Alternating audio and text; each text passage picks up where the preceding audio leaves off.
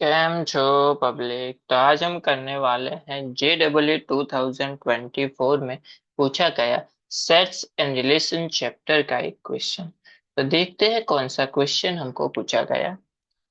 Question कुछ ऐसा दिया हुआ है।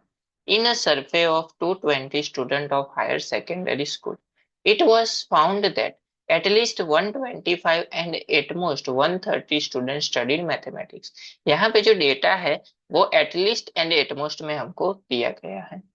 एटलीस्ट उसके बाद है at least 85 and at most 95 student studied physics and at least 75 and at most 90 student studied chemistry. 30 student studied both physics and chemistry. उसके बाद जो डेटा है वो हमको कंबाइन फॉर्म में दिया हुआ है कि कुछ स्टूडेंट ऐसे हैं जो दोनों सब्जेक्ट पढ़ते हैं। 50 students studied both chemistry and mathematics and 40 students studied both mathematics and physics and 10 student is not of this subject। यानी कि 10 ऐसे हैं जिन्होंने तीनों में से एक भी सब्जेक्ट नहीं पढ़ा है। Let M and N respectively be the least and the most number of who studied all three subject and M की and N की वैल्यू फाइंड करनी है एंड उसका बाद उसका आंसर लिखना है। चलिए देखते हैं इस वाले क्वेश्चन को हम कैसे सॉल्व करेंगे। तो सबसे पहले तो यहाँ पे टोटल हमको क्या दिया हुआ है। टोटल हमको दिया गया है 220 स्टूडेंट। यानी कि हमारा जो number of sample space S है वो क्या हो जाएगा 220। डेटा टोटल हमारा है उसमें से यहाँ पे देखिए लास्ट लाइन क्या थी कि 10 student studied none of this subject. 10 ऐसे हैं जिन्होंने एक भी सब्जेक्ट नहीं पढ़ा। तो वो तो हमारे कुछ काम के नहीं है। तो इसमें से हो जाएगी वो 10 माइनस तो बचेगी 210 स्टूडेंट। अब ये है हमारा टोटल। यानी कि ऐसा टोटल कि इन्होंने या तो फिजिक्स पढ़ा है या तो मैथ्स पढ़ा है या तो केमिस्ट्री पढ़ा है। इसका मतलब ये है कि ये जो है ये है हमारा नंबर ऑफ पी। पी मतलब फिजिक्स यूनियन सी मतलब केमिस्ट्री यूनियन एम। ये इस टाइप का डेटा हमको दिया हुआ है। उसके बाद आते हैं हम लोग यहाँ पे क्वेश्चन। यहाँ पे देखिए first line it was found that at least 125 and at most 130 student studied mathematics. यानी कि नंबर ऑफ मैथमेटिक्स जो है उसका डेटा हमको डायरेक्ट नहीं दिया हुआ है, उसकी रेंज है हमारे पास। तो हम लिखते हैं number of M belongs to 125 से लेके 130 के बीच में वो स्टूडेंट है। उसी तरह से at least 85 and at most 95 student studied physics. यानी कि उसी तरह से number of physics belongs to क्या हो जाएगा 85 से लेके 95 तक। एंड उसी तरह से at least 75 and at most 90 student studied chemistry. उसी तरह से केमिस्ट्री के लिए है कि number of chemistry belongs to 75 से लेके किसके बीच में है 90 के बीच में। उसके बाद जो डेटा है वो दो दो की पेयर में है। 30 student studied both physics and chemistry. 30 student ऐसे हैं जो दो सब्जेक्ट पढ़ते हैं। अभी यहाँ पे वर्ड क्या आया एंड। एंड मतलब क्या होता है इंटरसेक्शन किसका फिजिक्स एंड केमिस्ट्री। तो number of physics intersection with chemistry क्या हो जाएगा 30। उसके बाद 50 student studied both chemistry and mathematics. यानी कि number of chemistry intersection maths is equal to क्या हो जाएगा 50 स्टूडेंट। एंड उसके बाद है 40 studied both mathematics and physics and same number of mathematics intersection with physics क्या दिया हुआ है 40। तो इतना डेटा हमको दिया हुआ है जो हमने आइडेंटिफाई कर लिया। अब हमको फाइंड आउट करना है कि at least all the three subject are student. Student को जो है वो तीनों के तीनों सब्जेक्ट पढ़े हुए होने चाहिए। यानी कि फिजिक्स भी पढ़ना है physics and chemistry and maths. बीच में वर्ड क्या आया एंड। एंड आया मतलब इंटरसेक्शन। अभी हमारे पास number of a union b union c की एक फॉर्मूला है। Number of a union b union c is equal to number of a plus number of b plus number of C minus number सभी का intersection, minus number of A intersection b minus number of b intersection c minus number of A intersection C plus number of A intersection B intersection सी।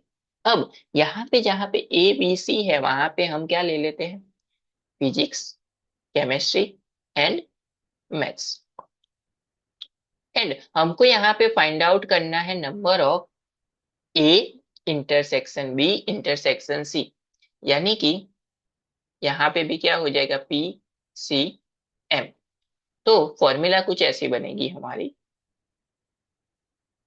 इसको यहाँ पे ही रहने देते हैं, बाकी सबको सामने की साइड, यानी कि ये सामने की साइड आ जाएगा, number of P intersection C intersection क्या हो जाएगा, एम। अभी इस साइड क्या था, number of p union c union M.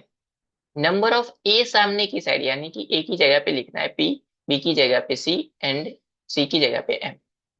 तो क्या हो जाएगा सामने की साइड, तो minus number of P minus number of C minus number of M. ये सभी माइनस है, दो दो के इंटरसेक्शन, वो सामने की साइड जाएंगे तो प्लस हो जाएंगे, प्लस नंबर ऑफ दो दो के intersection P intersection C plus number of C intersection M and plus number of P intersection M. समझ गए कैसे किया। अब यहाँ पे वैल्यूज पुट करनी है, सिंपल है। अब यहाँ पे देखिए, हमको क्वेश्चन में क्या पूछा गया है, at least and at most. तो यहाँ पे मिनिमम एंड मैक्सिमम दोनों के लिए फाइंड आउट करना है। चलिए देखते हैं, सबसे पहले हम लोग फाइंड आउट करते हैं मिनिमम के लिए, तो क्या मिलेगा, number of P intersection C intersection M, किसके लिए, मिनिमम के लिए, तो नीचे लिखते हैं मिनिमम इज इक्वल टू, अभी सभी का यूनियन यहाँ पे क्या था, 210, तो यहाँ पे लिखना क्या है, सबसे पहला क्या आएगा, 210। अभी यहाँ पे देखिए, नंबर ऑफ पी नहीं पता है, नंबर ऑफ सी नहीं पता है, नंबर ऑफ एम नहीं पता है, लेकिन हमको ये चीज पता है क्या, कि उसकी मैक्सिमम एंड मिनिमम वैल्यू क्या है। तो यहाँ पे देखिए, अगर हमको इसका इंटरसेक्शन मिनिमम करना है, तो यहाँ पे जो वैल्यूज है डेटा में, वहां से कौन सी वैल्यू लेनी पड़ेगी, तो वहां से लेनी पड़ेगी हमको उसकी मैक्सिमम वैल्यू। तो 130 लेंगे नंबर ऑफ एम की जगह पे, नंबर ऑफ पी की जगह पे 95 एंड नंबर ऑफ सी की जगह पे 90। चलिए नंबर ऑफ पी देखिए क्या है, 95, तो माइनस 95 माइनस नंबर ऑफ सी क्या है 90 एंड नंबर ऑफ एम क्या है 130, यानी कि माइनस 130। अभी प्लस सभी का इंटरसेक्शन वो तो दिया हुआ था 30 प्लस 50 प्लस 40। इसको अगर हम कैलकुलेट करें, तो ये जो सभी पॉजिटिव है वो हो जाएगा 330 माइनस नेगेटिव होगा 315, यानी कि ये हो जाएगा हमारा 15। तो एक आंसर हमको मिल गया 15, यानी कि 15 जो है वो क्या है हमारा एम, एम की वैल्यू हमको यहाँ पे मिल गई। उसके बाद आते हैं हम लोग सेकेंड वैल्यू, यानी कि मैक्सिमम वैल्यू। अभी मैक्सिमम वैल्यू के लिए क्या करना है, तो मैक्सिमम वैल्यू के लिए कुछ नहीं करना है। यहाँ पे हमने क्या किया कि दो दो सब्जेक्ट का कॉम्बिनेशन मैक्सिमम हमको दिया हुआ है, कि फिजिक्स एंड केमिस्ट्री कौन पढ़ता है 30, chemistry and maths 50, maths and physics 40। तो यहाँ पे ये डेटा हमको दिया गया है। अब यहाँ पे हमने मिनिमम लिया, तब यहाँ से कौन सी वैल्यू ली थी, मैक्सिमम। तो अगर हम यहाँ पे मैक्सिमम फाइंड करें, तो इन तीनों में से जो मिनिमम वैल्यू है वो कंसीडर होगी। तो ये जो हमारा 30 है वो क्या हो जाएगा, हमारा डायरेक्ट एन हो जाएगा।